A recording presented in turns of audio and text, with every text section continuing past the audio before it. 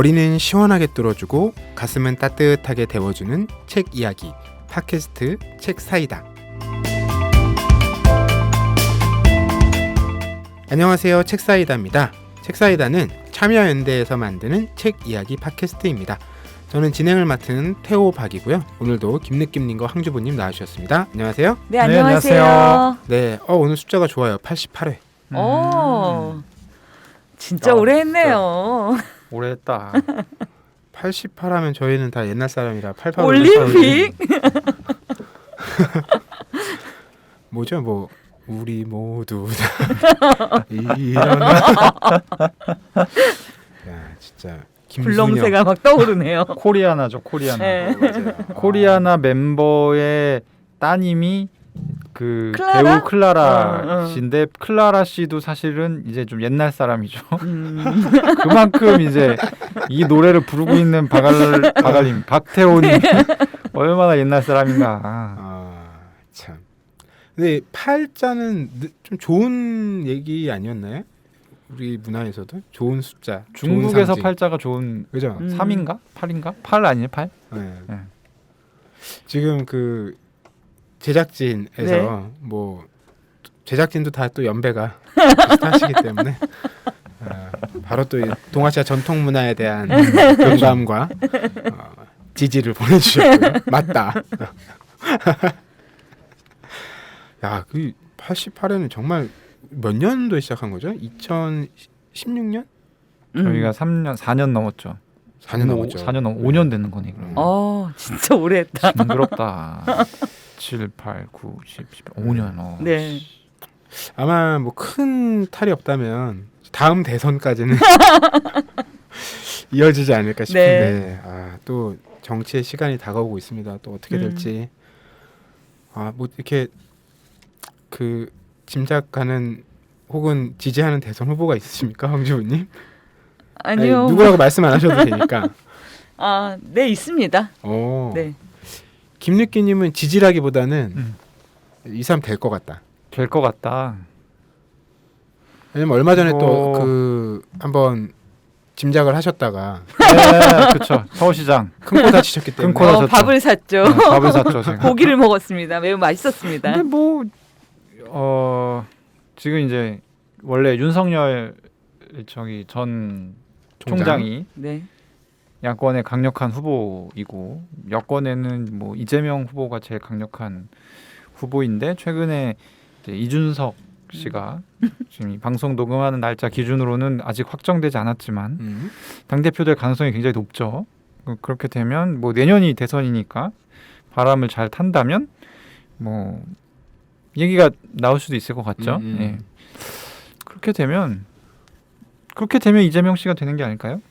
여권 후보가 하나고 야권 후보가 둘이니까. 근데 이제 지금은 출마할 수 없는 신분이거든요. 40살이 안 돼서. 그렇죠.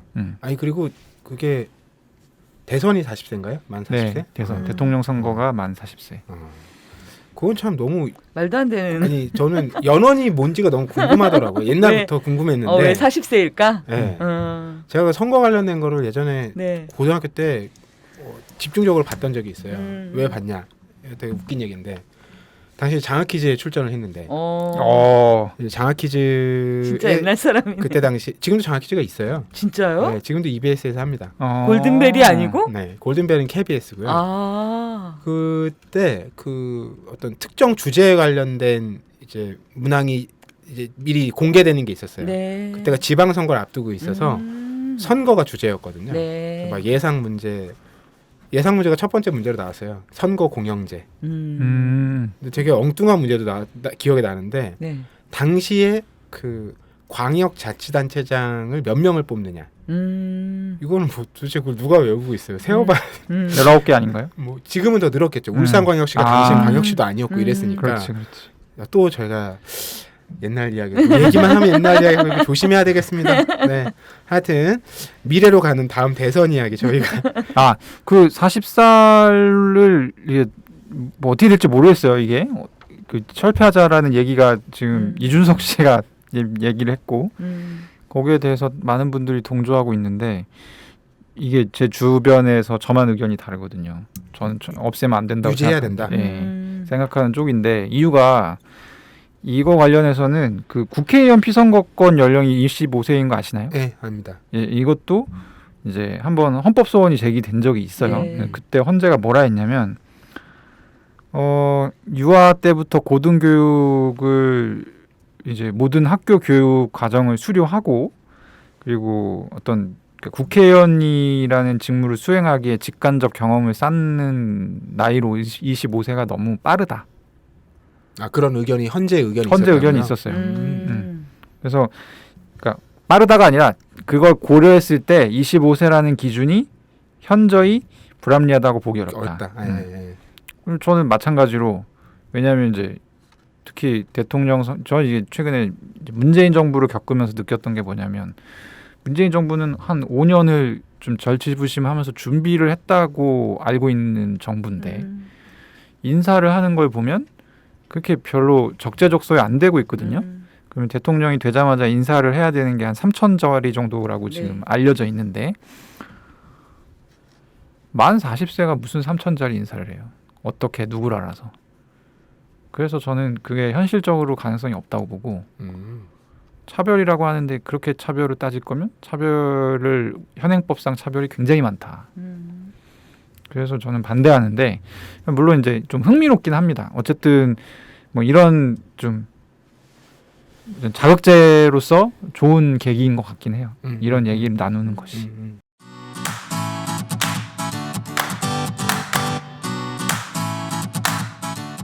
참여연대가 제작하는 책 이야기 팟캐스트 책사이다와 국내 유일의 아시아 전문 팟캐스트 아시아팟 매주 목요일에 번갈아 찾아갑니다. 정부 지원금 없이 회원의 회비로 운영되는 참여연대입니다. 청취자 여러분, 참여연대 회원이 되어주세요. 포털 사이트에서 참여연대를 검색하시거나 참여연대로 전화 주시면 됩니다.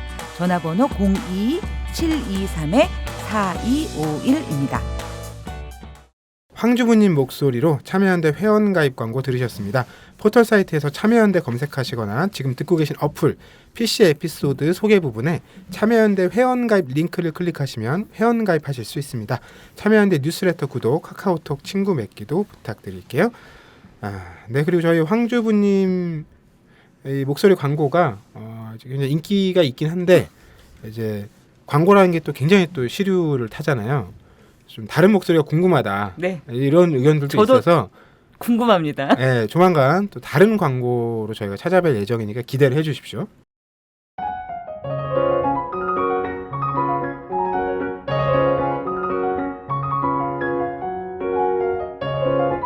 인상 깊었던 문장, 명장면 산책. 오늘 88회 명장면 산책 이야기를 나눠볼 텐데요. 이 시간에는 각자 최근에 읽은 책의 어떤 명장면을 나눠보는 시간이죠. 부담 없이 얘기를 나누는 시간입니다. 누가 먼저 해볼까요? 제가 먼저 할까요? 네. 네. 먼저 한 대목 읽어주시죠. 요 윗줄을 읽어주시죠. 대화체군요. 네. 제가 친구군요. 네. 너는 아마 결혼 안 해서 모를 거야. 다른 처지에 내가 다 이해하기 어려울 거라고 생각될 만큼 네가 지금 힘들구나. 이거 굉장히 뼈를 때리는 대화군요. 네. 이런 거 외워뒀다가 써먹음직한 대화네요. 그렇죠. 굉장히 좋아하시네요. 좋아하실 줄 알았습니다. 이거 무슨 책에서 어떤 맥락에서 나온 대화예요? 이거는 일단 책 이름이 그 여자들을 위한 심리학이란 책이에요. 그 사실 제가 읽어 봄직한 책은 아닌데 저자분이 제 지인이에요. 네, 알고 계신 그 정신과 그 전문의께서 쓰셨고 반유화 선생님. 반유화 선생님이 쓰셨고 여기 이제 보면 정신과 상담에서 실제로 사용하는 이제 리플렉션 반영이라는 방법이에요. 네. 그러니까 상대 말에서 건질 수 있는 중립적인 사실을 빼서 여기에 호기심과 약간의 염려를 담아 전달하는 일종의 이제 반영이니까 미러링이네요. 이렇게 얘기하니까 되게 공격적으로 느껴지는데 미러링은 빼고 하여튼 이거 저 리플렉션이라는 방법이라고 합니다. 그래서 다시 한번 읽어드리면 친구가 이게 아마 이제 결혼한 친구와 미혼인 친구의 대화겠죠. 넌 아마 결혼 안 해서 모를 거야. 이러면 이제 미혼인 내가 이해하기 어려울 거라고 생각될 만큼 맞지? 그렇게 생각하고 있잖아요. 네. 네가 지금 힘들구나. 그러니까 아주 뭐 조건과 상관없이 보편적 감성으로 이해할 수 없을 정도로 네가 힘들구나. 왜냐하면 이 이제 앞전에 네. 얘기가 나오는데 보통 이제 이게 되게 많이 나오는 대화인데 이 어떤 상담자가 이런 부분이 있어서 힘들다 이런 상담을 하셨나 봐요. 그래서 근데 이제 이 반유아 선생님께서 분석하기로는 결혼에 대해서 미혼인 친구한테 얘기하는 사람들은 그러니까 대화하기가 좀 힘든데 왜 그러냐면 이중적 태도를 취하기 때문이라는 거예요. 네네. 결혼해서 너무 좋아. 그렇죠. 근데 힘든 거야. 그러니까 어느 박자에 맞춰야 될지를 미혼인 사람은 모르고 그냥 듣는데 근데 이게 약간의 이제 결혼을 했다는 것에 대한 약간 우월함. 그래서 미혼이 한 명 꼈는데 그러니까 기혼 여러 명과 미혼 한 명과의 대화를 할 때 되게 이게 심하다는 거예요. 그래서 이제 이 책의 약간 느낌을 잘 드러내는 한 문장인 것 같아서 네. 골라왔고요. 이 책은 그러니까 말 그대로 여자들을 위한 심리학인데 주로 2030 여성들을 위한 심리학이고 이 책을 딱 읽고 물론 이제 지인이 썼다고 해서 이분이 근데 막 이렇게 책을 쓰시고 막 이럴 것 같은 느낌의 작가분은 아니시거든요. 저자가. 그래서 되게 의외인데? 라고 하고 이제 의무감으로 봤는데 거의 느낌은 올해의 책급이다. 네. 완전 궁금. 거의 이거는 2030 여자들은 읽었을 때 법륜 스님의 증문즉설에 필적하는 문화적 충격을 받을 수 있습니다. 이렇게 하면 되는구나. 이게 솔루션이 이게 정답이었네 이게. 응? 이런 저거를 받으실 수 있고 그 2030 여성들이 그러니까 생활에서 많이 접할 법한 그러니까 뭐 직장, 뭐 연애, 그렇죠. 뭐 지금도 이거 이제 친구. 기혼한 친구와의 대화잖아요. 네. 이분이 그러니까 정신과 전문의를 따고 한 12년 동안 뭐 1,000명 정도 상담을 했대요. 이건 뭐 그게 특이한 건 아닌 것 같은데. 그래서 상담을 해보다 보니 특히 여성들이 받는 다양한 상처에 사회 환경이나 뭐 젠더 이슈 네네. 같은 부분들이 많이 결합되어 있다라는 걸 깨닫고서 여성학 공부를 따로 했어요. 그래서 석사 수료를 하시고 그렇게 해서 이 책은 이제 제목도 여자들을 위한 심리학이잖아요. 그래서 이제 뭐 결혼부터 시작해서 실생활에서 여자들이 겪을 법한 그런 어떤 그런 상황 그리고 상처 뭐 이런 거를 어떻게 본인이 잘 이렇게 받아들일 수 있는지 그런 걸 써놓은 책이고 또 하나 좀 인상 깊었던 대목이 뭐였냐면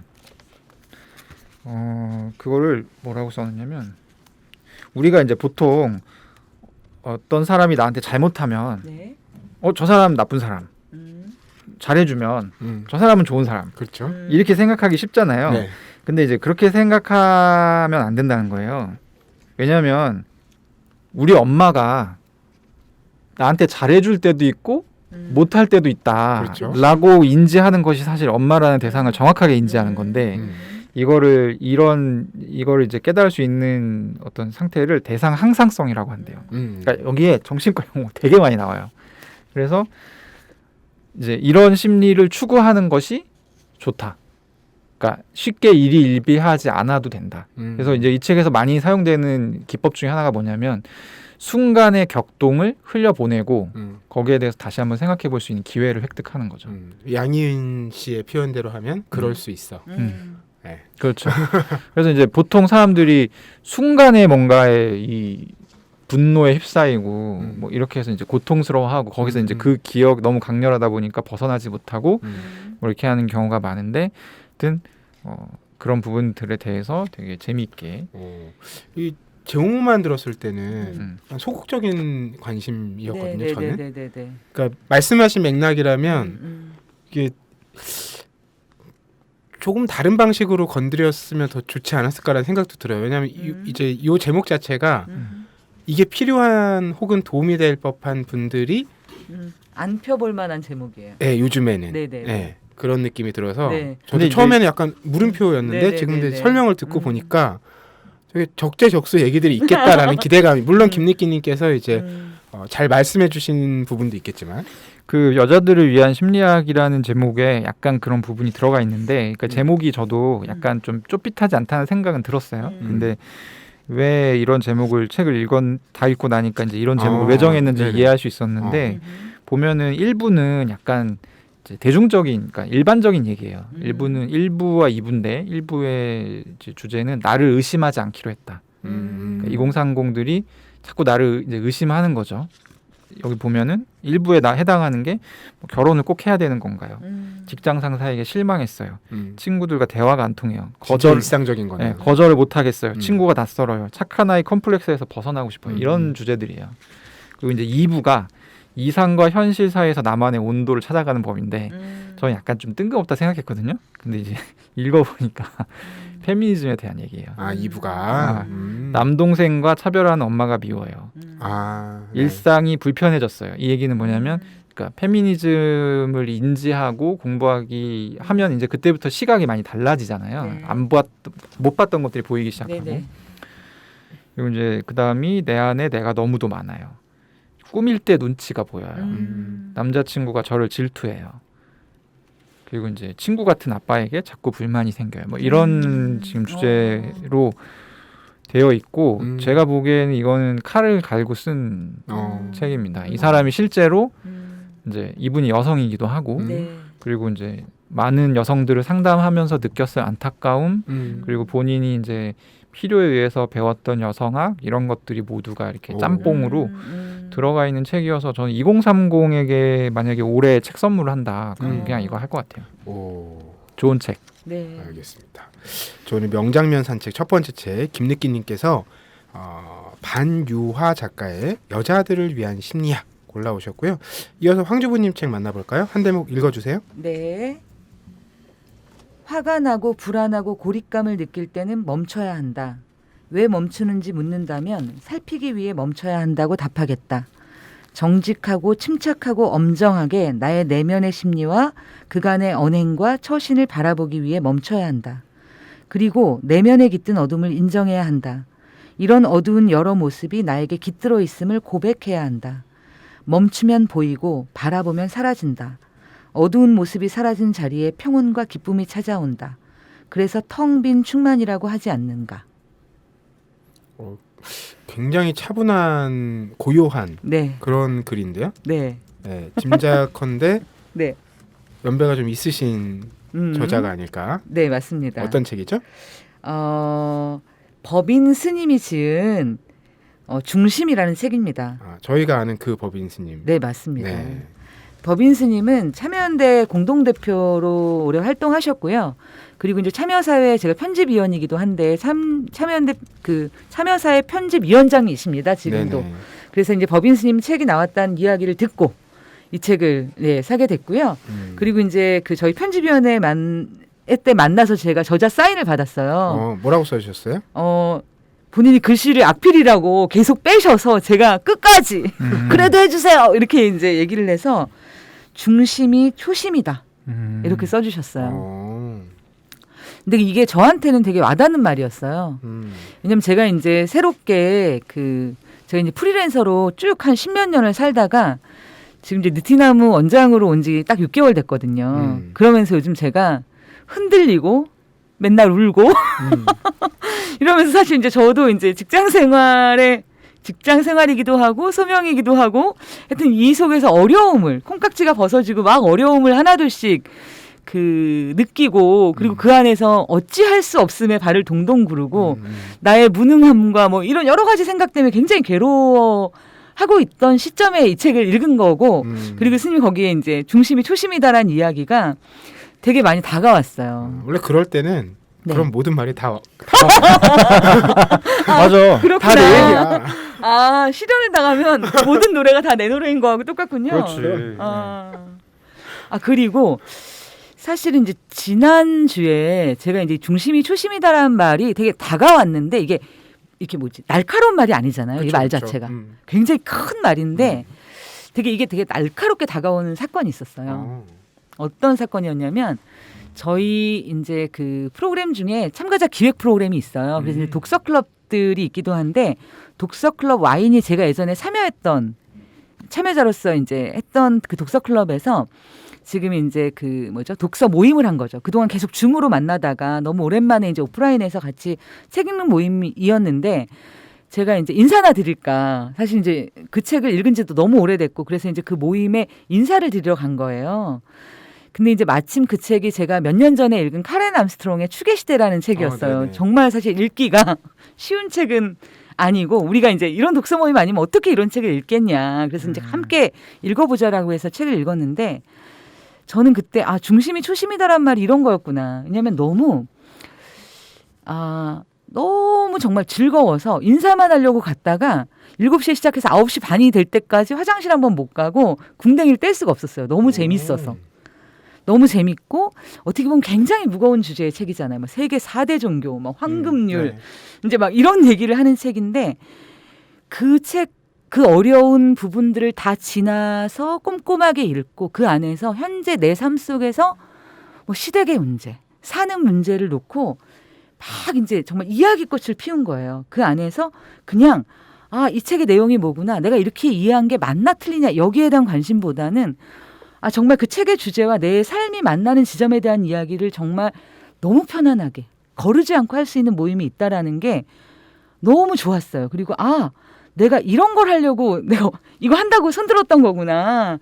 근데 그걸 까먹고 너무 막 다른 거, 수강 인원을 빨리 모집을 해야 되는데 막 이런 현실적으로 이런 압박들에 시달려서 사실은 그런 내가 원래 뭘 하려고 했었지에 대한 것들을 진짜 많이 잊었다기보다는 그게 약간 우선순위에서 자꾸 밀렸던 것 같아요. 그렇죠. 네. 네. 그래서 이제 그 모임이 저한테는 정말 힐링 타임이었고 조금 그날 이후로 정말 공부하고 싶다. 어떻게 하면 나의 업무에서 공부하는 시간, 뭔가 그런 걸 연구하는 시간을 조금 더 많이 배치할 수 있을까? 이런 생각을 하게 됐어요. 중심이 초심이다죠. 네.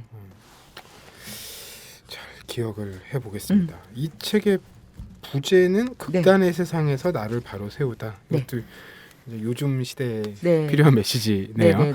전체적으로 어떤 그런 사유에 대한 에세이 방식의 글들이 이제 묶인 책이죠. 네, 일부는 사는 일이에요. 3부로 나눠져 있는데 일부 사는 일의 부제는 움켜진 손 털어버리는 일, 무엇 그리 어려울까? 라는 부제가 달려 있고요. 2부는 세상 일이에요. 사람과 사람이 손을 잡으면 사람 사는 세상이 된다. 3부는 닦는 일이에요. 뭐요? 닦는 일. 닦다. 그래서 부제는 그릇에 더러움이 가득하면 맑은 물을 담을 수 없는 법. 네. 근데 사실 1, 2부는 정말 이렇게 되게 가볍게 한 편 한 편을 읽으면서 그냥 툭툭 내 마음에 돌을 던지는 것 같은. 그래서 이제 어떤 부분에 조금 멈추고 다시 한번 생각해 보게 하는 그런 글이었고요. 저는 제가 이제 요즘에 관심인지라 제가 포스트잇 붙여놓은 걸 보니까 3부가 제일 빼곡한 거예요. 닦는 일, 수행하고 수양하는 일. 그리고 이제 그 중에서 되게 많이 와닿았던 부분이 굉장히 그 3부의 많은 부분이 말에 대한 이야기들이 있어요. 그러니까 어떻게 보면 그 말이라고 하는 것에서 굉장히 많은 것들이 피어나고 생겨나고 사실 이제 그리고 어떻게 보면 지금은 말이 어떤 칼보다 더 아픈 일이 많잖아요. 그렇죠. 그래서 이제 저도 제 상황 속에서 이제 저의 많은 고민이 요즘 말 이런 부분에 내가 어떻게 그러니까 나의 진심이 전해지지 않을 때도 있고 혹은 내가 그러기에는 내가 가진 게 너무 부족할 때도 있고 그리고 나는 최선을 다해서 했음에도 불구하고 참 어찌할 수 없는 일도 있고 그럴 때 이제 이 말이라고 하는 것을 통해서 좀 저를 되게 많이 돌아보게 된 것 같아요. 그래서 저한테는 참 좋았습니다. 네, 황주부님께서는 오늘 명장면 산책으로 법인 스님의 중심이라는 책을 골라와 주셨습니다. 제가 골라온 책은 걷기와 관련된 책인데 한 대목 읽어드릴게요. 이게 걷기와 관련된 책인데 철학자 얘기가 나옵니다. 헤라클레이토스는 역시 내가 생각하는 것보다 한 수 위에 있었다. 오솔길이 시작되는 지점 근처에 앉아 있을 때 문득 헤라클레이토스가 그 문구를 통해 말하려고 하는 의미가 내게 새롭게 다가왔다. 변하는 것은 강이 아니다. 그 강에 발을 담그는 사람이 바뀌는 것이다. 헤라클레이토스가 말하고 있는 것은 강과 물이 아니라 사람에 대한 것이다. 우리가 똑같은 장소를 2번 방문할 수 없는 것은 그곳에 가는 사람에 의해서 영향을 받아 그곳이 바뀌기 때문이다. 우리는 항상 똑같은 존재일 수 없다. 그렇다면 누구든 같은 강물에 2번 발을 담글 수 없다는 말은 누구든 같은 길을 2번 걸을 수 없다로 바꿀 수도 있을 것이다. 읽기만 해서 조금 헷갈릴 수 있는데 설명을 붙여드리면 이제 헤라클레이토스의 유명한 말이 있잖아요. 누구든 같은 강물에 2번 발을 담글 수 없다. 이게 흔히 이제 어떤 상황이나 시간이나 이런 게 흘러가는 것에 대한 얘기들로 딱 다가오는데 직관적으로. 근데 이 사람이 걷다 보니 그게 아니라 내가 달라졌기 때문이라는 거예요. 그래서 2번 같은 강물에 발을 담글 수 없다는 거죠. 내가 다르기 때문에. 근데 제가 이게 왜 와닿았냐면 우리가 흔히 그런 얘기 하잖아요. 뭐 자연에 가면 좋다. 뭐 좋은 길을 걸으면 좋다. 이게 우리는 거기에 갔기 때문 그 장소가 그러했기 때문이라고 되게 많이 거기에다가 이제 의미 부여를 하는데 사실은 내가 갔기 때문이라는 걸 새삼 여기서 느꼈어요. 제가 이제 또 최근에 그 참여연대와 300m 거리에 있는 서촌으로 이주를 했지 않습니까? 네. 서촌이 물론 좋아서 왔죠. 하지만 여기 온 내가 너무 기특하다. 뿌듯하다. 이 선택은 탁월했다. 이런 생각을 매일 합니다. 그때 딱 이 책을 읽어서 이 부분이 와닿았던 거예요. 네. 이 책은 어떤 책이냐면 노르웨이 작가인 토르비에른 에켈룬이라는 사람인데 제목은 2발의 고독이에요. 이 사람이 어느 날 인터뷰를 일로 하다가 정신을 잃어요. 그래서 이제 병원에서 진단을 받았는데 뇌전증. 우리가 과거에 이제 간질이라고 네네네네. 얘기했던 뇌전증 진단을 받고 그래서 운전면허가 취소됩니다. 국가로부터. 그래서 이 사람이 이제 차를 못 몰고 걷기 시작한 거예요. 그러면서 이제 걷기에 재미를 붙여서 여기저기 걷고 자기가 막 어렸을 때 뭐 뛰어놀았던 그런 오솔길도 가보고 뭐 이러면서 이제 걷기에 대한 재발견을 계속하는 이제 책이거든요. 제가 최근에 이런 걷기에 관련된 책이 나오면 굉장히 자주 사서 보는 이제 찾아 읽는데 근데 이 책에서 재밌었던 점은 그 에피소드가 인상 깊었어요.